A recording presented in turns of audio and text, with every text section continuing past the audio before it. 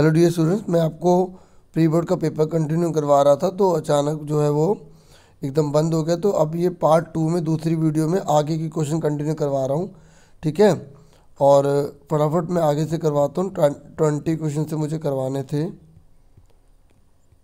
तो मैंने part 1 upload कर दिया है, ठीक है। तो डिस्क्रिप्शन में इस वीडियो में लिंक डाल दूँगा जो बच्चे ने पार्ट 1 नहीं देखा, ठीक है। तो थोड़ा बहुत एक्स्ट्रा बता रहा हूँ, ठीक है। तो देखिए, एक क्वेश्चन तो मैं आपको दे रहा हूँ कि जो सीक्रेट सैलरी एमएलएस है ना, ये कहाँ पर होता है, ठीक है, कौन सी जगह पर होता है ये। अब 20 क्वेश्चन में बोला है कि जो कार्बोहाइड्रेट है ना, उसका पाचन कहाँ से शुरू होता है। तो उसका जो जो डाइजेशन है ना कार्बोहाइड्रेट का, वो होता है माउथ से स्टार्ट हो जाता है, हमारे माउथ से स्टार्ट हो जाता है ये, ठीक है।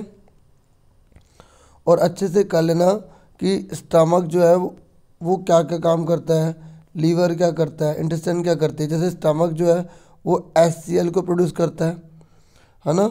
और इसमें जो है और म्यूकस भी प्रोड्यूस होता है, पता है ना। ये क्या करता है, पूरी जो हमारी जो पूरे हमारे जो बाउंड्री है पूरे शरीर के अंदर का जो इनर लाइनिंग पार्ट है, उसको जलाने से बचाता है म्यूकस, है ना, क्योंकि एसिड कितना खतरनाक होता है ना। तो इस तरीके से आपको पता होना चाहिए कौन क्या करता है। जैसे इंटेस्टाइन के अंदर जो है वो विलीज पाई जाती हैं, है ना, जो जो उसमें जो भी जूस वगैरह जो होता है उसको सक करके ब्लड के अंदर मिला के आगे ब्लड उसको पूरी बॉडी तक पहुंचा देता है, ठीक है। और जो लीवर क्या करता है, ये बाइल जूस प्रोड्यूस करता है ना। तो आगे देखिए,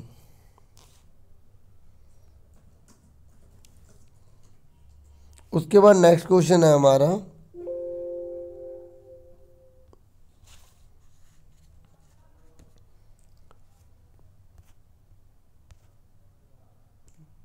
सुरक्षित ड्राइविंग की सुविधा के लिए निम्नलिखित में से किस दर्पण का उपयोग किया जाता है। देखिए, कौन सा मिरर है जो हमें फैसिलिटेट करता है ताकि हमारी सेफ ड्राइविंग हो सके। देखिए, जब मतलब गाड़ी वगैरह चलाते हैं तो उसमें साइड में मिरर नहीं लगे होते, तो उसके अंदर बड़ी बड़ी जो गाड़ियाँ भी होती है वो सब बहुत छोटी छोटी नज़र आती हैं, तो हमें दूर का आराम से दिख सकता है ना। और पीछे कौन आ रहा है, जैसे हमें टर्न करना है तो हमारी हेल्प करेगा, कौन करेगा, कॉन्वेक्स ही तो करेगा, ठीक है। जो कॉनकेव होता है उसमें तो चीज़ बड़ी हो जाती है ना, बड़ी बड़ी हो जाती है। तो जैसे जो डेंटिस्ट होते हैं वो दांत को जैसे चेक कर रहे हैं तो वो कॉनकेव को यूज़ करेंगे ना। स्ट्रीट में जो लाइट लगी हुई है ताकि लाइट फैल जाए, वो कॉनकेव को यूज़ करेंगे ना, ठीक है। तो कॉन्वेक्स इसका आंसर आएगा ताकि ड्राइविंग अच्छी हो सके। ऐसे ही जैसे बड़े बड़े मॉल्स होते हैं तो वहाँ पे कॉन्वेक्स लगाए जाते हैं ताकि, और रेलवे स्टेशन पे लगाए जाते हैं ताकि छोटे से छोटा दिख जाए। आपने मेट्रो स्टेशन में भी देखा होगा, है ना, छोटे छोटे सब दिख जाते ताकि दूर के व्यक्ति को भी आराम से देखा जा सके, ठीक है। उसके बाद 22 पर आ जाइए। 22 में ये कह रहा है कौन सा उत्तल दर्पण द्वारा बनने वाले प्रतिबिंब का अभिलक्षण नहीं है। ये कह रहा है which is not characteristic of image form by convex mirror.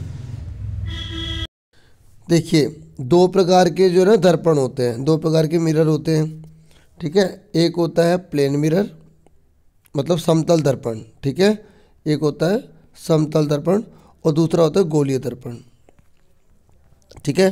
तो जो गोलीय दर्पण होते हैं ना वो दो प्रकार के होते हैं। समतल दर्पण पता है क्या होता है, जिसमें हम अपनी शक्ल देखते हैं ना शीशे में, जो हमारे घर में लगे होते हैं, वो समतल दर्पण होता है। तो प्लेन मिरर के बारे में पहले बता रहा हूँ। प्लेन मिरर की बातें याद रखो, 3 बातें होती हैं, तो वो 3 बातें याद रखनी होती है। Nature, size, position. प्लेन मतलब होता है समतल, तो समतल की 3 बातें याद रखनी है, प्रकृति, आकार, ठीक है, और पोजीशन मतलब स्थिति। तो देखो, इसका जो नेचर होता है ना समतल दर्पण का, प्लेन मिरर का, इसका जो नेचर होता है वो क्या होता है, वो होता है virtual and erect. Virtual erect होता है यानी कि आभासी और सीधा होता है। क्या होता है, आभासी और सीधा होता है, ठीक है। और साइज क्या होता है, सेम, क्योंकि देखो शीशे में हम अपनी शक्ल देखते हैं तो हमारा साइज उतना ही तो दिखता है जितने कि हमें है ना, बस लेफ्ट का राइट हो जाता है ना। और पोजीशन क्या होती है, बिहाइंड द मिरर। दर्पण के पीछे बनती है ना हमारी इमेज, बिहाइंड द मिरर, ठीक है। ये आप याद रखें। अब आ जाइए, दो प्रकार के गोलीय दर्पण कौन से होते हैं। गोलीय दर्पण दो प्रकार के होते हैं, एक होता है अवतल, ठीक है, और एक होता है उत्तल, ठीक है। तो अवतल दर्पण कैसा होता है, इसमें ना बाहर की तरफ रंग होता है और इसका परावर्तन अंदर की तरफ होता है। देखो एग्जाम में पूछ लेता है कि किसका परावर्तन, मतलब किस में जो लाइट रिफ्लेक्ट करेगी ना वो इनर होती है, अंदर रिफ्लेक्शन होता है, इंटर रिफ्लेक्शन होता है, तो वो होता है आपको कॉनकेव में, ठीक है। और कॉन्वेक्स के अंदर ना अंदर कलर होता है और रिफ्लेक्शन जो होता है वो बाहर होता है, ठीक है, बाहर की तरफ होता है। किसमें, उत्तल में बाहर की तरफ रिफ्लेक्शन होता है और रंग अंदर की तरफ होता है। तो दो तरीके से पूछ सकते हैं, रंग किसकी तरफ होता है या रिफ्लेक्शन कहाँ पर होता है। रिफ्लेक्शन वाला क्वेश्चन ज़्यादा आया हुआ है। अब ये कह रहे हैं कॉन्वेक्स मिरर की क्या खास बात है। देखिए कॉन्वेक्स मिरर जो होता है ना, चाहे जितने भी हों, आपको बताया था ना मैंने अभी कि जितनी बड़ी से बड़ी अगर आकृति भी होगी तो अगर हम शीशे में देखेंगे, ठीक है, तो वो बहुत छोटी हो जाती है। तो इसलिए तो इसका मतलब क्या हुआ, कॉन्वेक्स जो मिरर होते हैं, ठीक है, वो क्या होते हैं, स्मॉल साइज में होते हैं, ठीक है। और इसमें इमेज कैसी बनती है, वर्चुअल डायरेक्ट। देखो जो कॉन्वेक्स मिरर है ना, मतलब उत्तल जो दर्पण है, आप यहाँ पे हिंदी में भी देख रहे हैं ना, ये लिखा उत्तल दर्पण है ना, कॉन्वेक्स मिरर, ये बिल्कुल हमारे प्लेन मिरर की तरह होते हैं। बस इसमें ये डिफरेंट होता है कि प्लेन मिरर में सेम साइज होता है इसमें, जबकि उत्तल में कॉन्वेक्स में क्या होता है, साइज छोटा हो जाता है। साइज क्या होता है, छोटा, बस ये याद रखें। तो अब मैंने आपको बताया था कि जो प्लेन मिरर होता है वो इरेक्ट होता है, वर्चुअल होता है ना। तो कॉन्वेक्स मिरर में भी इरेक्ट होता है, वर्चुअल होता है, स्मॉल साइज होता है। तो सेम साइज नहीं होता ना, तो इसलिए इसका आंसर सेम साइज होगा। क्योंकि बोला क्या नहीं है, ठीक है, क्या कैरेक्टरिस्टिक इसकी नहीं है, तो इसका आंसर क्या है, same size of the object. अब 23 देखिए, ये कह रहा है 23 में कि इनमें से कौन सा जो है ना लेंस है। तो देखिए लेंस बोल रहा है, तो ये इस प्रकार का जो लेंस होता है ना, इसे हम बोलते हैं कॉनकेव लेंस। और इस प्रकार का जो होता है ये होता है कॉन्वेक्स लेंस, ठीक है। देखो मैं आपको बता दूं कि जैसे ये क्या है, कॉनकेव है, ये कॉनकेव मिरर है ना, अवतल दर्पण है ना, और ये भी अवतल दर्पण है। तो अवतल दर्पण के जब अंदर वाले रिफ्लेक्शन को मिला देते हैं ना और ये बाहर से हटा देते हैं तो कॉन्वेक्स लेंस बन जाता है, ठीक है। ऐसे ही ये क्या उत्तल दर्पण है, कॉन्वेक्स मिरर है, तो कॉन्वेक्स मिरर को जब जोड़ देते हैं तो कॉनकेव लेंस बन जाता है, ये हटा देते हैं, ठीक है। जब हम उत्तल दर्पण को जोड़ते हैं ना तो अवतल लेंस बनता है, ये याद रखना, ठीक है, उल्टा हो जाता है, ठीक है। इसलिए आपने देखा भी होगा कि जब इस प्रकार के अपने पिक्चर मैं इसको इस प्रकार से बताता हूँ ना, जब इस प्रकार से आपने बनाया होगा तो उसमें हमने 6 प्रकार की आकृति बनी होगी, ठीक है। ये क्या है, कॉनकेव मतलब अवतल दर्पण। और अवतल दर्पण के बाद जब आपने जब ये बनाया होगा उत्तल लेंस, तो इसमें भी 6 प्रकार की पिक्चर बनी होगी। पूछ लेते ना कितने प्रकार की बनती है, अगर आपसे पूछेगा कि कितने प्रकार से इमेज बनती है कॉन्वेक्स लेंस में, तो कॉन्वेक्स लेंस में 6 प्रकार की इमेज बनती है, क्योंकि ये कॉनकेव मिरर से ही तो बना है, क्योंकि इसमें 2 मिरर होते हैं। कॉन्वेक्स लेंस में ना 2 मिरर होते हैं, ठीक है। कॉन्वेक्स लेंस में 2 मिरर कौन से होते हैं, कॉनकेव के होते हैं। किसके होते हैं, कॉनकेव मतलब अवतल के होते हैं। अवतल दर्पण के इसमें ना 2 मिरर होते हैं। जब 2 मिरर होंगे तो एक कॉन्वेक्स लेंस बन जाएगा, ठीक है। क्लियर हो गया। तो उसके बाद जो है, अब आप आ जाइए, ये समझ में आ गया कौन सा कॉनकेव लेंस है, कौन सा कॉन्वेक्स लेंस है, ठीक है। उसके बाद नेक्स्ट आ जाइए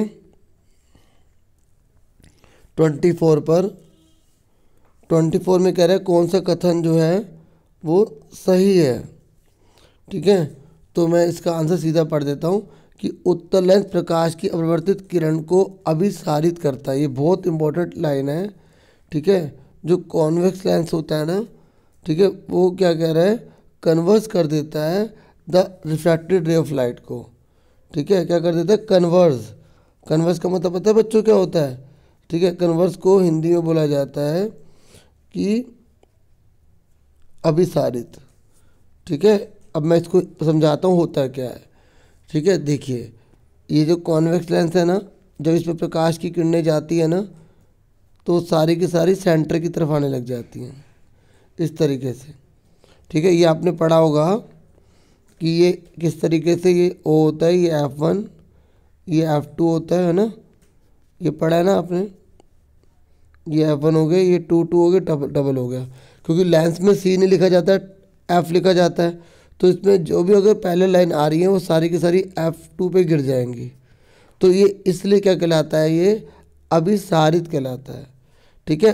और क्या कहलाता है इंग्लिश में, कन्वर्जिंग कहलाता है, ठीक है। और कॉनकेव जो होता है ना वो डाइवर्जिंग होता है, सुन रहे हो, कॉनकेव क्या होता है, डाइवर्जिंग होता है, ठीक है। तो इसका आंसर ये है। और अगर किसी ने ये लगाया था ना तो भी कोई बात नहीं, ठीक है। उसके बाद नेक्स्ट पे आ जाइए। ये कह रहा है एक अवतल दर्पण की फोकस दूरी 15 सेंटीमीटर है, तो उसकी त्रिज्या कितनी होगी। देखिए मैं आपको बता दूं, अवतल दर्पण ये बना लिया हमने, बाहर की तरफ रंग होता है, इसे एफ कहते हैं, इसे सी कहते हैं, ठीक है। और ये कह रहा है कि इसकी जो है ना फोकस दूरी जो 15 है, फोकस दूरी ये होती है ना, ये 15 है। और इसे मतलब त्रिज्या कितनी होगी, त्रिज्या कितनी होती है, ये होती है। तो फोकस दूरी इसके बराबर होगी तो टोटल हो जाती है त्रिज्या। तो फोकस दूरी का जो डबल होता है ना वो त्रिज्या होती है। इनकी त्रिज्या कितनी आ गई, 30, ठीक है। समझ में आ गया। फोकल लेंथ का डबल कर दोगे तो रेडियस आ जाएगी, ठीक है। तो इस तरीके से आपको ये फॉर्मूला भी याद रखना, एग्जाम में पूछ लेगा कि फोकस दूरी और रेडियस में क्या संबंध है। तो फोकस दूरी जो होती है वो रेडियस की आधी होती है, या रेडियस फोकस दूरी की डबल होती है, ठीक है। अगर आपसे पूछ ले कि त्रिज्या जो है वो 40 है तो फोकस दूरी कितनी होगी, 20। अगर आपसे पूछे कि फोकस जो है वो 40 है तो त्रिज्या कितनी होगी, 80, ठीक है, डबल होती है। समझ में आ गया। चाहे वो अवतल में बोले, ठीक है, या किस में बोले, उत्तल में बोले, ठीक है, हमेशा डबल होगी त्रिज्या। अब उसके बाद ये 26वां कह रहा है कि वर्षा के बाद इंद्रधनुष बनने का सही क्रम क्या है। मतलब जब बारिश हो जाती है तो उसके बाद सबसे पहले क्या होता है, फिर क्या होता है, फिर क्या होता है। देख लो ये जो रेनबो जो बना है ना, ठीक है, इस पर डिस्पर्जन है, लेकिन सबसे पहले क्या होता है, तो देखिए सबसे पहले जो होता है वो होता है अपवर्तन, ठीक है। उसके बाद होता है विक्षेपण, ठीक है। उसके बाद आंतरिक परिवर्तन होता है। तो आपको बहुत अच्छे से याद रखना है ये रिफ्रैक्शन, डिस्पर्जन और इंटरनल रिफ्लेक्शन। और देखो ये आपका जो चैप्टर नंबर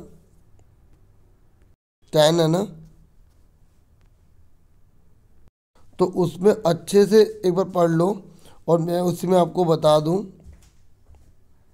ये चैप्टर नंबर आपके 11 में था ना, है ना। और चैप्टर 11 में, ठीक है, और किस तरीके से आपको ये भी पता होना चाहिए कि जैसे लाइट जाती है तो 7 रंगों में टूट जाती है। ये फिगर आता है, ये फिगर करेक्ट है या ठीक, ये गलत है, तो ये करेक्ट है। और आपकी टेबल में, मतलब आपकी बुक में एक पेज पे देखोगे ना, उस पर बना हुआ है कि डिस्पर्जन एंगल, एंगल ऑफ जो है प्रिज्म कौन सा होता है, ठीक है, इंसिडेंट एंगल कौन सा होता है, रिफ्रैक्टेड एंगल कौन सा होता है, ठीक है। वो आप अच्छे से एक बार सारा उसमें से पढ़ लेना। और तीनों एंगल पढ़ लेना, एक आई, ठीक है, इंसिडेंट एंगल, रिफ्रैक्टेड एंगल और इमर्जेंट एंगल। तो इनमें से कौन सबसे छोटा होता है, कौन सबसे बड़ा होता है, ठीक है, वो आप अच्छे से एक बार, ठीक है, ज़रा सा मतलब देख लेना, ठीक है। जैसे ई बड़ा है उससे आर छोटा है उससे आई, ठीक है। इस तरीके से एक बार उसको ज़रूर देख लेना, ठीक है, एक बार उसको कर लेना। आगे देखो, ठीक है, उसको जो मैंने बताया एक बार उसको कंफर्म भी कर लेना, ठीक है। तो इस तरीके का क्वेश्चन आई, ई और आर वाला एक बार क्वेश्चन जरूर आता है। और एंगल ऑफ डेविएशन, विचलन कोण, ठीक है, अपवर्तन कोण, वो सारा एक बार आप जरूर कर लेना, ठीक है। और थोड़ा सा मैं जैसे बता दूं कि जैसे रिफ्रैक्टेड इंडेक्स पढ़ा है ना आपने, अपवर्तनांक की वैल्यू, ठीक है। देखो अगर विरल से हम सघन की तरफ जाते हैं तो लाइट जो है वो झुक जाती है, ठीक है। और अगर हम सघन से विरल की तरफ जाते तो लाइट आगे हो जाती है, दूर हट जाती है, ठीक है। अब आप कहोगे विरल क्या है, विरल को हिंदी में रेयरर बोलते हैं, और सघन को इंग्लिश में डेंसर बोलते हैं। मतलब कहने का है कि किस में लाइट की स्पीड ज़्यादा है। देखो जो विरल होगा उसमें लाइट की स्पीड ज़्यादा होगी और डेंसर में लाइट की स्पीड कम होगी, ठीक है। जिसकी रिफ्रैक्टिव इंडेक्स की वैल्यू ज़्यादा होगी ना उस पर लाइट की स्पीड कम होगी। अब रिफ्रैक्टिव इंडेक्स क्या है, एक रिफ्रैक्टिव इंडेक्स की टेबल बनी होगी, ठीक है, जिसमें आप देखोगे एयर का, वाटर का, ठीक है, हीरे का 1.52 ऐसे वैल्यू दे रखी होंगी। तो जितनी बड़ी वैल्यू होगी ना उतनी ज़्यादा उसमें लाइट की स्पीड जो है ना वो क्या होगा, कम होगी। ठीक है, ये याद रखना। और जितनी बड़ी वैल्यू होगी उसमें उतनी डेंसिटी होगी। ठीक है, अगर आपसे पूछ ले कि एक वैल्यू आपको ये दे रखी है और एक वैल्यू आपको ये दे रखी है और पूछा कि इन दोनों में से डेंसिटी किस में ज़्यादा है, तो जिसकी वैल्यू ज़्यादा है ना, जिसकी वैल्यू ज़्यादा है उसमें जो है ना लाइट की स्पीड जो है वो कम होगी। ठीक है, और डेंसिटी ज़्यादा होगी। ठीक है, घनत्व ज़्यादा होगा, प्रकाश की चाल जो है कम होगी। और एक आप टाइम चैप्टर में देख लेना, देखो दो लॉ हैं टाइम चैप्टर में, एक है लॉ ऑफ रिफ्लेक्शन, ठीक है, मतलब परावर्तन नियम है ना, परावर्तन नियम है। तो परावर्तन नियम दो हैं, मतलब परावर्तन नियम में दो बातें होती हैं कि इंग्लिश में पहले सुनो, इंसिडेंट रे, ठीक है, और रिफ्लेक्टेड रे, ये जा रही है। ठीक है, इंसिडेंट रे, फिर रिफ्लेक्टेड रे, और ये नॉर्मल रे। ठीक है, ये तीनों एक ही पॉइंट पे होते हैं और ये आई बराबर आर के होता है। आई बराबर किसके होता है, आर के होता है। तो इस तरीके से आपको पता होना चाहिए। एक आपको पता होना चाहिए स्नेल का लॉ, ठीक है, और वो किस में है, रिफ्रैक्टिव में है। देखो एक होता है परावर्तन का नियम, एक होता है अपवर्तन का नियम, अपवर्तन का नियम। तो अपवर्तन के नियम में स्नेल का लॉ आता है, स्नेल का लॉ आता है जिसमें साइन आई बट्टे में साइन आर है। ठीक है, और इसकी जो वैल्यू होती है ना हमेशा कांस्टेंट आएगी।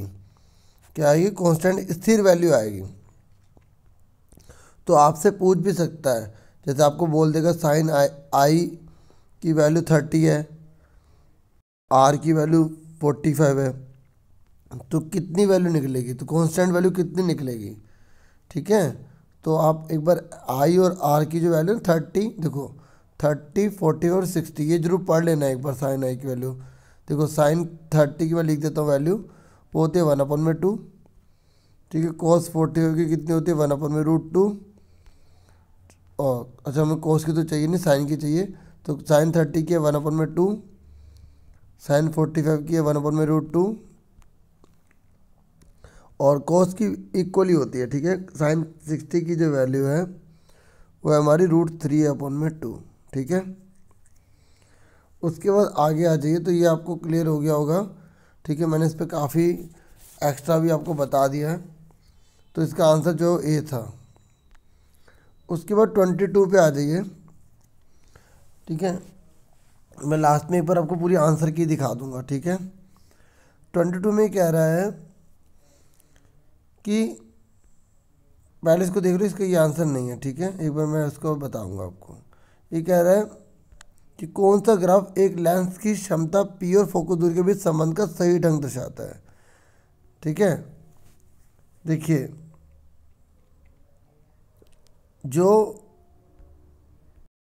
देखिए ये आपको अच्छे से पता होना चाहिए, ये ठीक है।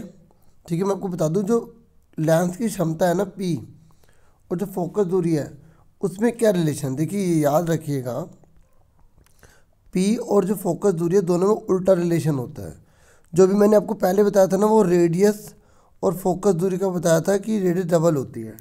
वो रेडियस था, त्रिज्या था, ये पावर ऑफ द लेंस है, लेंस की क्षमता है। ठीक है, तो ये जो पावर लेंस है ना, इन दोनों में उल्टा रिलेशन होता है, अगर एक बढ़ेगा तो दूसरा घटेगा। ठीक है, तो ये है समझ। अब इसमें क्या है कि ये बढ़ रहा है, ये बढ़ रहा है, ये बढ़ रहा है, ये बढ़ रहा है, ये बढ़ रहा है, ये बढ़ रहा है, तो ये नहीं है, ये है, इसमें उल्टा रिलेशन होता है। तो इससे इसका आंसर ये है। ठीक है, एक बढ़ेगा तो दूसरा घटेगा। यहाँ पर क्या है, एक उतनी है, दूसरा बढ़ा जा रहा है। यहाँ पर क्या, एक बढ़ रहा है दूसरा बढ़ रहा है, एक बढ़ रहा है दूसरा बढ़ रहा है, यहाँ पे भी बढ़ रहे हैं। ठीक है, जबकि यह है, देखो ये ऐसे, तो ये अगर मैं इसको नीचे ले जाऊंगा तभी ऊपर वाला बढ़ेगा। तो ये क्या कहलाता है, अपोजिट रिलेशन है। ठीक है, तो अब मैं पावर ऑफ लेंथ का ना एक क्वेश्चन भी आपको बता देता हूँ। ठीक है, क्या है क्वेश्चन, देखिए। अब मान लीजिए पावर आपको दे रखी है 2 डायोप्टर दे रखी है। ठीक है, और आपसे बोला गया है कि फोकस लेंथ निकालिए। ठीक है, तो फोकस लेंथ कैसे निकालेंगे आप, 1/p कर देंगे। p कितना है, 2 से अब इसको डिवाइड करें तो जब भी कोई क्वेश्चन ऐसा आए कि पावर को फोकस में बदलिए, फोकस को पावर में बदलिए, आपको 1 से डिवाइड करना है। तो ना जाने कि 0 आ गया, पॉइंट लेके 0 बढ़ गई, 2 5 जा 10, तो क्या 0.5 आ गया। ठीक है। और एक बात और सुन लीजिए, याद रखिए जो फोकस है ना वो नॉर्मली मीटर में होती है। ठीक है। और अगर कभी सेंटीमीटर में दे रखा है तो पहले मीटर में बदलो। ठीक है। बाकी और क्वेश्चन आएगा, मैं दिखाता हूँ। और याद रखना, अगर पावर प्लस की है तो कॉन्वेक्स मिरर है, और अगर माइनस की पावर है, मिरर नहीं लेंस है। ठीक है, मतलब उत्तल लेंस है। ठीक है। और अगर माइनस की है ना तो कॉनकेव है। ठीक है, कॉनकेव मतलब अवतल।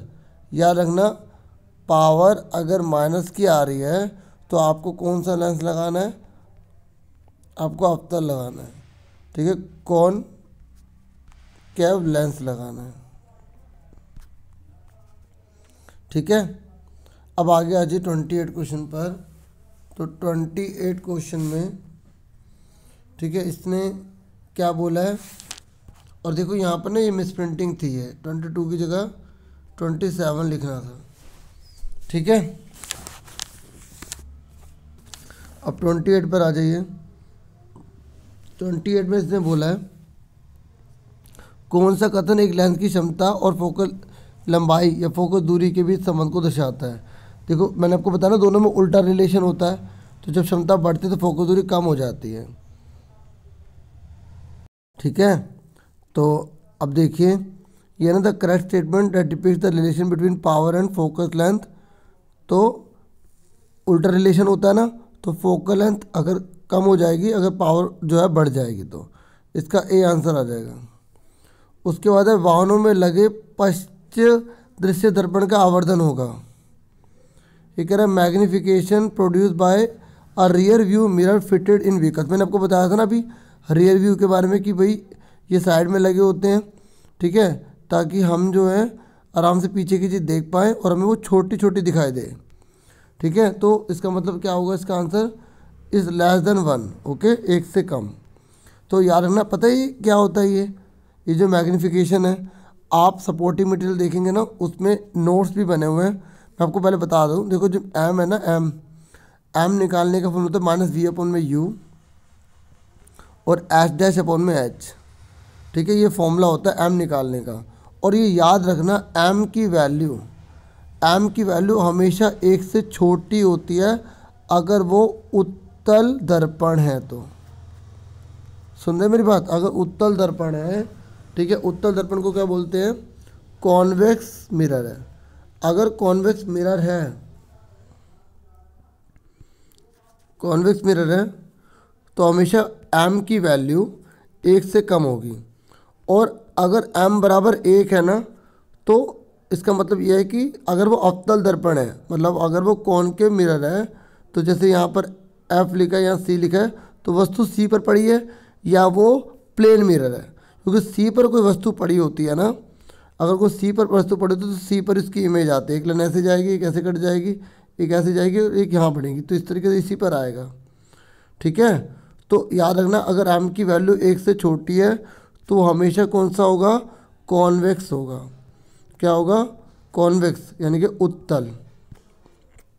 उत्तल क्या होगा, दर्पण। ठीक है, मिरर। और m की वैल्यू 1 के बराबर भी आ सकती है, m की वैल्यू 1 से छोटी भी आ सकती है। ठीक है, m की वैल्यू 1 से बड़ी भी आ सकती है। ठीक है, तीनों हो सकते हैं। तो वो कौन सा है, अवतल। ठीक है, अवतल मतलब क्या है, अवतल का मतलब है कॉनकेव। और पता है ये m क्या है, ये m मतलब बता रहा है कि इमेज का साइज छोटा होगा या बड़ा होगा। ठीक है, तो यहाँ रियर व्यू लिखा है, तो रियर व्यू मतलब कॉन्वेक्स की बात कर रहा है। ठीक है, पश्च दृश्य जो दर्पण होता है उसे बोलते हैं कॉन्वेक्स, यानी कि उत्तल कहते हैं। ठीक है। ठीक है, अब देखो, अब उसके बाद ये है 30 क्वेश्चन। तो अब देखो मैं 30 ये आपको करवा रहा हूँ, उसके बाद ये भी वीडियो में जो है ना अभी मतलब पब्लिक कर दूंगा। इतने में आप ये भी पढ़ लोगे, इतने में आप इसे देखोगे ना, मैं दूसरी और बना दूंगा, ठीक है, क्योंकि इस समय आपके पास, मेरे पास टाइम भी कम था, तो मैंने कहा अब इसी वीडियो के थ्रू आपको थोड़ा एक्स्ट्रा बता दूं, तो इतने में आप ये करो, ठीक है। तो उतने में मैं अगला पार्ट जो है इस वीडियो का बनाता हूँ, ठीक है। अब 30 फटाफट ये देख लो। तो 30 क्वेश्चन में ये कह रहा है कि दर्शाए गए संयोजन सेटअप में एक सफ़ेद सूर्य का प्रकाश की किरण प्रिज्म के ए चित्र के अनुसार आपतित होती है और इस संयोजन के लिए कौन सा कथन सत्य है, ठीक है। तो इस तरीके से ये यूँ गई, ये ऐसे चली गई, ठीक है। उसके बाद ये ऐसे चली गई, और देखो न्यूटन ने करा था ना, उसने जब वाइट लाइट को निकाला तो 7 रंगों में टूटी, उसने जब दूसरा रखा तो दोबारा से जो है ना वो 7 रंग और रंग नहीं बने, 7 रंग से वापस एक रंग निकल गया, यही हुआ था ना, ठीक है। तो आपको ये बताना है कि इसमें से क्या हुआ। तो वही प्रिज्म बी से श्वेत प्रकाश की किरण निकलेगी, क्योंकि न्यूटन यही कोशिश कर रहा था, ठीक है, कि अगर मैं यहाँ से एक लाइट निकालता हूँ तो 7 रंग निकल जाते हैं, तो 7 रंगों को जब दूसरे प्रिज्म में डालूंगा तो क्या 7 से 14 या 49 निकल जाएंगे। तो उसने देखा कि एक वाइट लाइट ही निकली, एक वाइट लाइट ही निकली थी, ठीक है। अब ये 30 तक मैंने करा दिए, ये इसका दृष्टिबाधित है, ये भी इसी के जैसा, तो ये भी देख लो। ये कह रहा है कि प्रकाश की किस घटना के कारण सूर्यास्त और सूर्योदय होता है। देखो ये बहुत बड़ा क्वेश्चन है। देखो ये कह रहा है कौन से फिनोमेना की वजह से, कौन से फिनोमेना की वजह से जो सन है ना वो रेड दिखाई देता है, ठीक है, सुबह और शाम को। तो स्कैटरिंग, देखो आपको पता होना चाहिए कि कौन कौन से फिनोमेना से क्या क्या होता है। जैसे स्कैटरिंग ऑफ लाइट से क्या होता है, ठीक है, स्कैटरिंग ऑफ लाइट से जो है वो क्या होता है कि सनसेट और सनराइज होता है, ठीक है। रिफ्रैक्शन, ठीक है, रिफ्रैक्शन ऑफ लाइट से क्या होता है, जो रिफ्रैक्शन का मतलब पता है क्या है, प्रकाश का अपवर्तन, ये तो हिंदी में हो गया। देखो जब प्रकाश बहुत सारी परतों से होकर गुजरता है ना, तो उसकी स्थिति वास्तव की अलग और रियल की अलग हो जाती है, मतलब सॉरी, आभासी और जो है ना रियल वो अलग अलग हो जाती है ना। तो जिसकी वजह से क्या होता है वो हमें अलग अलग जगह दिखाई देता है, ठीक है। तो जैसे तारे जो टिमटिमाते हैं तो वो क्या रिफ्रैक्शन ऑफ लाइट है, ठीक है। तो इस तरीके से, और डिस्पर्जन ऑफ लाइट मतलब जब